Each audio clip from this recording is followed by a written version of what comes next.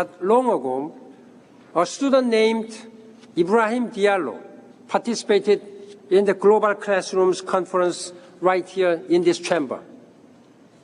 He went on to found the African Development Coalition, which is dedicated to human rights on the continent.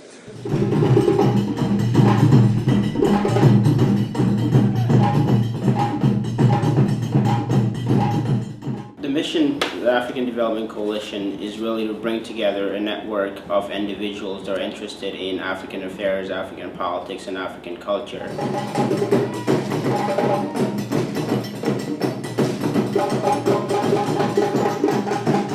Traveling to Guinea to carry out this project included a lot of preparation. We talked a lot about, security concerns, visas, just the legal stuff. How are you going to get here? What procedures do we have to follow? A few months before we left, the current president died and the military took over. So we had to figure out, well, is it really a good idea to necessarily go and try to do a humanitarian project in a now military state with a government that's not recognized by the United States or the UN or the African Union.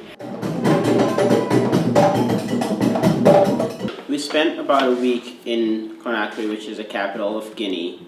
We hired construction workers. We talked to a water company to figure out the prices. We shopped around to make sure that we have the best prices. The trip to Miti Madu started at 7 in the morning in Conakry. We got all packed into an SUV and we had to leave some of our luggage behind because it was too much. When we first arrived in Miti Madu to settle down and move into our house in the village, there were tons of people there to greet us. Before we knew it, people were taking our suitcases and hoisting our very heavy suitcases and carrying them on their heads.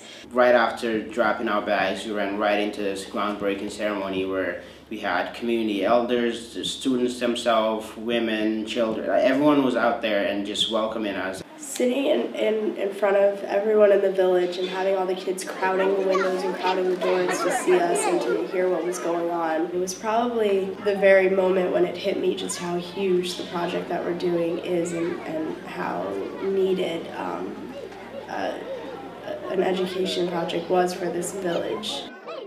The energy in the room and the excitement and the enthusiasm of everyone wanting to be around us and to welcome us there, it was pretty moving. And these are all of our friends that are excited to surround us. We formed a circle where we showed where we're going to be building the additional classroom. So people got together and the elders, they had a prayer and thanking us, thanking the people that are coming there, and just had the initial kind of laying of the brick.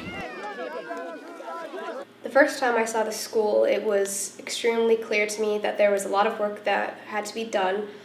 There were a lot of problems with it, and I frankly, looking at it, couldn't imagine what it was like for kids to go to school in that building. The ceilings leaked, the floor was slanted, the windows were too small, animals were able to get in and stay over at night.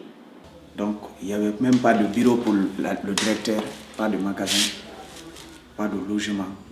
Les salles étaient vraiment mal construites. The first thing that comes to mind when I think of construction in Miti Madu is difficulty. There was no electricity in the village, so construction workers were not able to use traditional tools that they use for construction, and everything was done manually. We took the roof off, raised all the walls up a bit to bring them to the standard size. Because of gender chores, young girls specifically have to get water for families in the morning. So if young girls have to travel 2 miles, 3 miles to get water for their families in the morning, that's time taken away from going to school.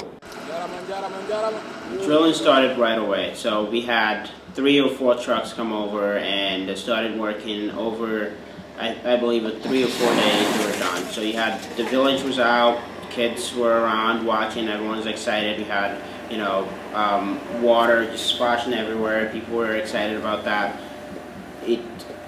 In 3 or 4 days, I believe they dug up to 80 meters, and they put the PVC pipes in, and it went very quickly. Putting the well right at the school brought drinking water closer, and that way also a lot of girls would be able to like go to school and then just bring water back on their way home. The last few days of construction was really intense. We were up as early as we could go. We worked as late as we could physically go. You know, they were painting on the side of the courtyard, and there's people carrying big rocks over here, and children carrying, you know, everyone doing what they can to make sure that the project is complete on time. In almost every aspect of the trip, the women in the community were the first ones to help out, and the men were there to supervise and interject their opinions, but they didn't really help as much. The men did help, but only the ones we paid. The women were doing the heavy lifting of rocks and the, you know, bending over to like do weeding and stuff and carrying heavy loads of water, and all of that hard work was really done by all of the women. And they're doing all this hard work with their babies strapped to their backs. Early on, we decided that one of the things we were going to do when we finished the project was to have an official opening ceremony when everything was done, so that way we could celebrate with the community, really kind of inaugurate the new school, and also kind of garner attention and try to bring local education officials in to see the work that we had done. Gouvernement américain on fop en weltanike ɓe sukaɓe américain ɓe arduɓe e oɓi ɗomen ɗo tawi en e noone ka wonɗe mitimaɗu ɗo heɓani hakkil wallitotoɗen ɗe golle ɗe sutiɗen ɗo karamo ko l'école pratiquement ko gouvernement farli ɓanon ko menen woni ɗo représentant ko menen yettinta beru amen on si Allah jaaɓi laɓum ko luttata ka holko min yaltinay ɗum min hettiya. We showed the pump to people that weren't from the community. We fed everyone. We had a bunch of kids go into the school and see what it looked like, and it was a really, really positive, happy event, and it was truly a celebration. Trinity helped us to prepare for this trip, not only from the financial contributions and the support that we received from professors and from various administrators, but also by the very nature of the liberal arts education that we get from Trinity. This trip kind of solidified my passion. I see myself continuing this kind of work. I see myself talking to more people, getting more people involved in this kind of work, and just doing what I can.